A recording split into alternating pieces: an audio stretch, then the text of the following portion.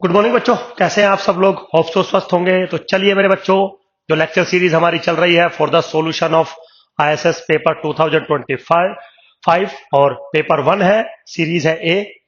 Without wasting the time start करते हैं। तो क्या कह रहा है, बिल्कुल सिंपल क्वेश्चन है। क्वेश्चन नंबर 56 से लेके 60 तक मैं आज डिस्कस करूंगा आपके साथ। कह रहा है let x1 x2 x53 be a random sample of normal population if for some alphas betas and gammas तीन लीनियर इक्वेशंस है, this one and this one. समझ लो। Then the distribution of summation i goes from 1 to 53 xi का whole square. बिल्कुल simple question है मेरे बच्चों। आपको पता है कि x1 x2 x53 standard normal variate को डिफाइन कर रहे हैं। स्टैंडर्ड नॉर्मल वेरिएट के स्क्वायर का जो सम होता है वो का स्क्वायर को फॉलो करता है with the corresponding degree of freedom. लेकिन यहां पे क्या प्रॉब्लम है कि जो x1 x2 x3 या x53 तक जो रैंडम वेरिएबल्स है वो तीन लीनियर इक्वेशंस को सेटिस्फाई कर रहा है। इसका मतलब तीन number of constraint, 3 number of constraint impose किए गए हैं जब आप समीशन एक्स स्क्वायर कर रहे हैं। तो जो डिग्री ऑफ फ्रीडम होगा वो 3 कम हो जाएगा, बनेगा काई स्क्वायर ही। क्योंकि ये रूल है कि जितने भी इक्वेशंस, जितने भी कंस्ट्रेंट इंपोज होते हैं उतना ही डिग्री ऑफ फ्रीडम कम हो जाता है। तो बिल्कुल सिंपल है मेरे बच्चों, है ना। तो क्या हो जाएगा, अगर आप summation i goes from 1 to 53 करते हैं एक्स आई स्क्वायर, तो ये फॉलो करेगा काई स्क्वायर 53 माइनस के 3। क्यों? क्योंकि 3 डिग्री ऑफ फ्रीडम है, विच इज इक्वल टू 50। तो किसके इक्वलेंट हो जाएगा, काई स्क्वायर 50। बिल्कुल 1 सेकंड का भी क्वेश्चन नहीं था ये, बिल्कुल कोई रॉकेट साइंस नहीं है। चलिए अगला क्वेश्चन लेते हैं। Let capital M be the minimum observation in a random sample of size n from a distribution having the pdf like this। देखिए again this is what, truncated exponential. तो truncated exponential के 3 question तो इसी में आ गए। आप समझिए एक ज्योमेट्रिक का भी था। तो मैंने बोला था ये दोनों डिस्ट्रीब्यूशन बहुत खास है, इनकी सारी बातें आप आराम से जान लीजिए। वो कह रहा है then what is the distribution of this one, कुछ दिया है। तो सबसे पहले तो m क्या डिफाइन कर रखा है, थोड़ा एक बार देख लेते हैं। m जो है वो बराबर है min of X I. Okay, जो डेंसिटी फंक्शन है f ऑफ x वो किसके बराबर है, e to the power minus X minus theta, और x is greater than theta. Simple है, बिल्कुल कोई दिक्कत नहीं है। तो एक छोटी सी बात बता दूं, वैसे तो खैर बहुत सारे तरीके से कर सकते हैं, लेकिन टीचर का यही रोल होता है कि मिनिमम टाइम में सर हम क्या चीजें याद रखें कि जो क्वेश्चन है वो 10-15 सेकंड में हो जाए। तो ऐसा नहीं है कि ये क्वेश्चन कोई बहुत बड़ा टिपिकल क्वेश्चन है, लेकिन आपको बहुत सारी चीजें हैं जो शॉर्टकट समझने ही होंगे, तभी आप आईएएस बनोगे। सबसे पहले तो ये यूनिवर्सल फैक्ट है, अगर ट्रंकेटेड रैंडम वेरिएबल है, ट्रंकेटेड एक्सपोनेंशियल है, तो सीधा सीधा आप एक वेरिएबल डिफाइन करिए y which is equal to X minus theta. जहां पे ट्रंकेट किया गया है वहीं पे आप ट्रंकेट करिए। तो कंफर्म गारंटीड है कि ये जो y रैंडम वेरिएबल होगा वो कंफर्म एक्सपोनेंशियल 1 को फॉलो करेगा। एकदम ये गारंटीड बात है, चाहे थीटा की वैल्यू कुछ भी हो, डजंट मैटर। समझ गए।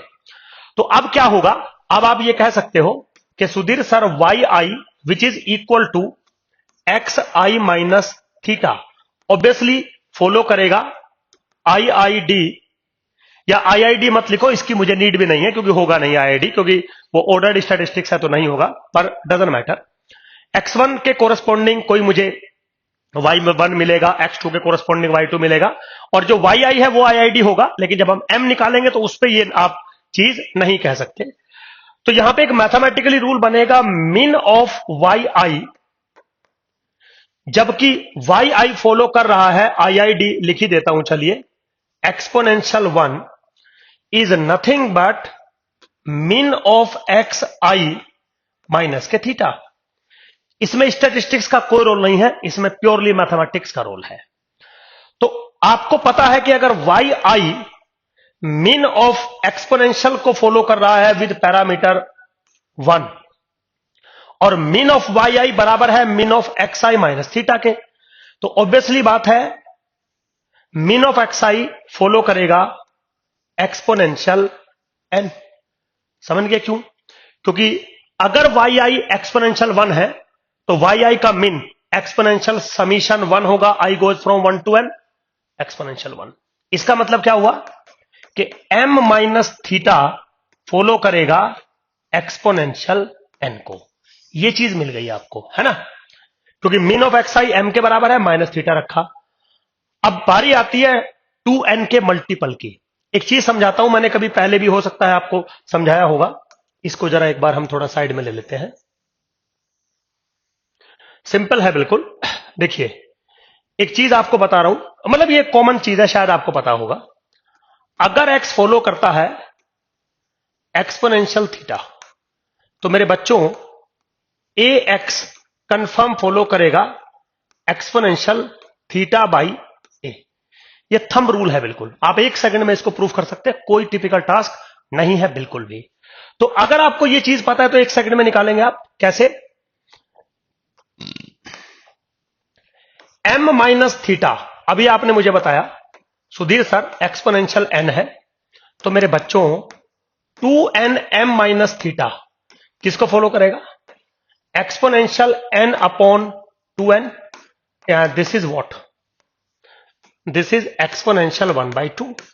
अब एक्सपोनेंशियल 1/2 का मतलब क्या है कि ये ऐसे को फॉलो करेगा जिसका मीन 2 होगा, क्योंकि हमेशा थीटा का रेसिप्रोकल होता है। तो ये डिस्ट्रीब्यूशन किसको फॉलो कर गया? ये ऐसे एक्सपोनेंशियल को फॉलो कर गया जिसका मीन होगा 2। तो मेरे बच्चों आंसर इज बी। बिल्कुल सिंपल। ये 2-3 बातें आपको ध्यान रखनी पड़ेंगी, किसमें कैसे काम करते हैं। ये हम क्लास में पढ़ाते हैं आपको इजीली। ये सब चीजें बहुत कॉमन चीजें हैं, इनको आप टिपिकल टास्क की कैटेगरी में नहीं रख सकते। अगला सवाल क्या कह रहा है? Let x be a normal random variable, जहां पे कंडीशन दी है कि sigma square is equal to mu square, mu positive दे रखा है।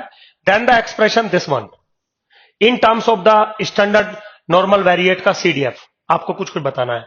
बिल्कुल सिंपल है। सबसे पहले तो एक्सप्रेशन देख लीजिए।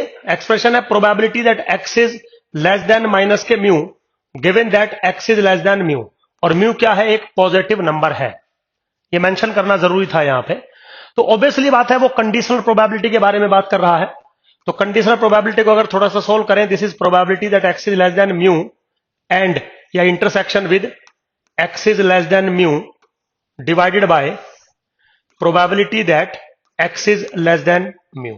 ठीक है बेटा? अब क्योंकि म्यू पॉजिटिव है तो जो न्यूमरेटर पार्ट बनेगा वो बनेगा x is less than minus k mu divided by x is less than mu. Same रहेगा, बिल्कुल कोई प्रॉब्लम नहीं है। चलिए, कोई दिक्कत नहीं है। Now this can be written as, अगर आप 1 सेकंड का मुझे टाइम दे, मैं इसको स्टैंडर्ड नॉर्मल वेरिएट में बनाने के मूड में हूं। तो न्यूमरेटर वाला पार्ट क्या बनेगा? वो बनेगा x minus mu upon sigma. मैंने कर दिया। This is less than minus k mu by sigma, बिल्कुल लिखा जा सकता है ऐसा, divided by probability that x minus k mu by sigma is less than mu minus k mu by sigma. ठीक है? ताकि मैं स्टैंडर्ड नॉर्मल वेरिएट बना सकूं। अब जो न्यूमरेटर पार्ट है, अगर आप इसको देखें, this is probability that Z is less than minus के 2 म्यू बाई सिग्मा। ओके। जो डिनोमिनेटर पार्ट है, probability that Z is less than 0, क्योंकि म्यू माइनस म्यू इज 0। चलिए, now this is equal to, numerator वाले part को अगर देखें आप, अगर म्यू पॉजिटिव है तो sigma is equal to mu के बराबर बनेगा, तो म्यू बाई सिग्मा 1 के बराबर बनेगा। तो न्यूमरेटर पार्ट बन जाएगा probability that Z is less than minus के 2। Now divided by probability that Z is less than 0 होता है मेरे बच्चों 1/2। तो रिजल्ट क्या आया? 2 times of 1 minus probability that Z is less than equal to 2। आप ऐसा लिख सकते हैं, कोई प्रॉब्लम नहीं है, है ना? Z is less then -2। आप ग्राफिकली जा सकते हैं, अगर आप जाना चाहें तो चेक कर लेते हैं। मान लीजिए आपका ग्राफिकल रिप्रेजेंटेशन ये है और -2 इससे पहले का जो प्रोबेबिलिटी है वो है। मैं क्या कह रहा हूं कि दिस इज 1 माइनस इससे पहले वाला प्रोबेबिलिटी। ऑब्वियसली ये बचेगा, ये और ये दोनों सेम होंगे। आप ऐसा लिख सकते हो क्योंकि आंसर मुझे इस फॉर्मेट में दिया है। Now this is what? 2 times of 1 minus 5 2। तो आंसर मुझे इस फॉर्मेट में दिया गया था तो मुझे उसी में लिखना पड़ेगा। तो ऑप्शन जो आया आपका D option is A correct option. बिल्कुल सिंपल है, ये कोई ऐसा टिपिकल टास्क नहीं होता। नेक्स्ट क्वेश्चन क्या कह रहा है?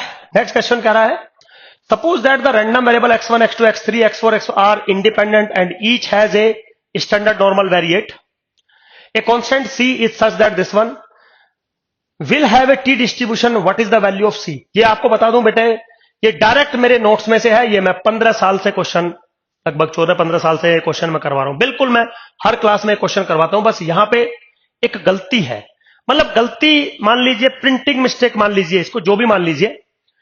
ये जो नीचे लिखा है ना x1 square plus x2 square plus x3 square की पावर हाफ, ये जो पावर हाफ है ना, वो पूरे पे पावर हाफ है, आप समझिए, पूरे पे पावर हाफ है, ये ध्यान रखिएगा। तो हो सकता है प्रिंटिंग मिस्टेक है, या आप समझ गए होंगे इतना। तो जो एक्चुअल में क्वेश्चन है वो ये है, तो डोंट बी कंफ्यूज कि सर x3 की स्क्वायर पे हाफ है, नहीं, पूरे ब्रैकेट पे पावर हाफ है। अब ऑब्वियसली बात है, अब ये क्वेश्चन जो है वो बिल्कुल इजी बन रहा है। अब देखिए, सारा कुछ स्टैंडर्ड नॉर्मल वेरिएट है, सारे इंडिपेंडेंट है, तो जो न्यूमरेटर वाला पोर्शन बनेगा वो नॉर्मल बनेगा। नीचे डिनोमिनेटर में नॉर्मल का स्क्वायर कर रखा है, तो का स्क्वायर बनेगा, और नॉर्मल और डिवाइडेड बाय द का स्क्वायर का जो रिलेशन होता है वो टी डिस्ट्रीब्यूशन में पाया जाता है, इसके अलावा और किसी में नहीं होता। ठीक, तो जरा बनाने की कोशिश करेंगे। सबसे पहले तो x4 प्लस x5 किसको फॉलो करेगा? नॉर्मल 0,2 को। क्यों करेगा? क्योंकि x1 x2 x3 x4 x5 standard normal variate को फॉलो करते हैं, तो ऐसा। तो न्यूमरेटर वाले पोर्शन को सबसे पहले आप स्टैंडर्ड में कन्वर्ट कर लीजिए ताकि कोई कंफ्यूजन ना रहे। तो √2 से डिवाइड कर देता हूं। Now this is normal 0,1 equation number 1, है ना, ताकि मैं फिशर्स ट्रांसफॉर्मेशन लगा के टी बना सकूं। फिर अगर आप डिनोमिनेटर में आए तो x1 square plus x2 square plus x3 square follow करेगा का स्क्वायर 3 को, इक्वेशन नंबर 2। अब ये वाला रैंडम वेरिएबल और नीचे वाला रैंडम वेरिएबल कंफर्म इंडिपेंडेंट होंगे, क्योंकि x1 x2 x3 x4 x5 independent है। तो बाय द फिशर्स रूल, क्या है Fisher's rule? x4 plus x5 divided by √2 whole divided by the under the root of x1 square plus x2 square plus x3 square divided by the degree of freedom must follow t3, तो divided by the degree of freedom. अब अगर इस चीज को आप थोड़ा सा simplify करें, अगर आप इस चीज को थोड़ा सा सिंप्लीफाई करने की कोशिश करें, बिल्कुल सिंपल है मेरे बच्चों, अगर आप सिंप्लीफाई करने की कोशिश करें तो ये √3 ऊपर चला जाएगा, तो अंडर रूट ऑफ 3/2 ऊपर रह जाए, x4 plus x5 okay divided by under the root of x1 square plus x2 square plus x3 square. ठीक है, नाउ दिस फॉलो t3। तो जो c की वैल्यू बन रही है वो √3/2, और √3/2 is a, option is very correct. तो एक छोटा सा मैंने चेंज किया है, हो सकता है प्रिंटिंग मिस्टेक हो गई, मैं यहां बिल्कुल नहीं बोलूंगा कि यूपीएससी कुछ काम नहीं करती, भाई करती है, प्रिंटिंग मिस्टेक हो सकती है। अगले क्वेश्चन पे आते हैं। Consider the following 2x2 table for the attribute A B, और उनकी वैल्यू दे रखी है, ए बी ए के बराबर है, ए बीटा बी के बराबर है, अल्फा बी सी के बराबर है, और अल्फा बीटा डी के बराबर है। Given that Q is equal to Yule coefficient of association, Y क्या है? Coefficient of colligation, which of the following are correct. इसके बारे में कुछ कुछ पूछा हुआ है, तो बस यहां कुछ नहीं करना था, सबसे पहले आपको फॉर्मूला पता होना चाहिए। जो Q का फॉर्मूला होता है, this is AD minus BC upon AD plus BC, बिल्कुल सिंपल, ये आपको पता होगा।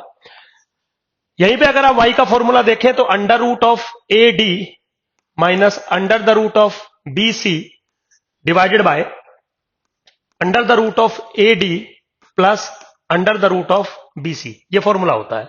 बस ये फॉर्मूले आपको पता होने चाहिए, बाकी सब चीजें बिल्कुल सिंपल है। ठीक है, अब वो क्या कर रहा है? Q is equal to Y is equal to 1 if BC is equal to 0। तो देखो मेरे बच्चों, अगर BC 0 है, पहले वाले को चेक करते हैं, अगर BC इज इक्वल टू 0 है तो क्या मिलेगा? Q किसके बराबर मिलेगा? BC 0 तो AD बाई AD मिलेगा और वैल्यू मिलेगी प्लस के 1। सिमिलरली अगर BC इज इक्वल टू 0 है तो Y किसके बराबर मिलेगा आपको? आप एक बार जरा चेक करिए, Y किसके बराबर मिलेगा? Under the root of AD by under the root of A D, now this is equal to plus के वन। कोई दिक्कत नहीं, दोनों बराबर है। This statement is true. दूसरा क्या कह रहा है, अगर एडी जीरो के बराबर है, सेकंड स्टेटमेंट क्या कह रहा है, अगर एडी जीरो के बराबर है, तो मेरे बच्चों अगर एडी जीरो के बराबर है तो जरा क्यू देखना किसके बराबर है, एडी, यानी कि ये जीरो है, बीसी कट जाएगा, -1 बन रहा है, तो -1 बिल्कुल ठीक है। अब AD is equal to BC अगर है तो थर्ड ले लेते हैं, AD is equal to BC. तो एडी और बीसी अगर बराबर है तो क्यू कंफर्म जीरो के बराबर बनेगा और वाई भी कंफर्म जीरो के बराबर बनेगा। वाई के बारे में कुछ दिया नहीं है, डजंट मैटर। तो मेरे हिसाब से तीनों स्टेटमेंट करेक्ट है बाबू, तीनों स्टेटमेंट करेक्ट है, तो D option is A correct option. ठीक है, सिंपल था बिल्कुल सारा पेपर। मतलब कोई क्वेश्चन में शायद मुझे कोई ऐसा नहीं लगा कि कुछ ज्यादा है, एक या दो क्वेश्चन ऐसे थे जो 2 मिनट से ज्यादा आपके ले सकते हैं, अदरवाइज सारे ऐसे थे जो 30 सेकंड के लमसम ही आपका टाइम लेंगे। होप सो मेरे बच्चों आपको समझ में आ रही होंगी चीजें, कैसे पेपर को सोल्व करते हैं। चलिए खैर, thank you very much, bye.